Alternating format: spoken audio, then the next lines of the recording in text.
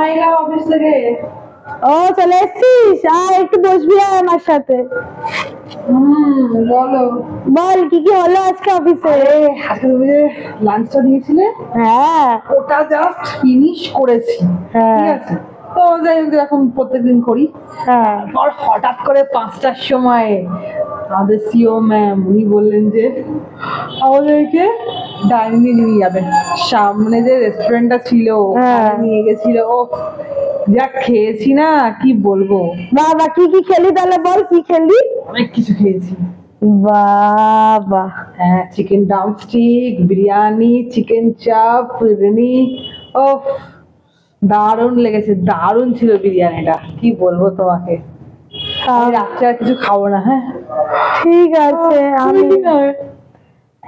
আমি যা করেছি রুটি তোর জন্য তো করেছিলাম। আমি আজকে খাবো না। হ্যাঁ, ওটা তুমি ফ্রিজে তুলে দিও, ঠিক আছে? তুই তো ভালো মন্দ খেয়ে এসছিস আর আমি তাহলে ওই রুটি খাই, আমার জন্য তা অর্ডার করে দিই, অনলাইনে অর্ডার করে দিই। না থাক, তুই ভালোভাবে অর্ডার করে দিই। না থাক, তুই খেয়ে এসছিস এটাই অনেক, আমি রুটি খেয়ে নেবো, আমি তো রুটি বানিয়েছি। থাক রুটি খেয়ে নেবো, যা তুই ঘুমিয়ে পড় তাহলে গিয়ে।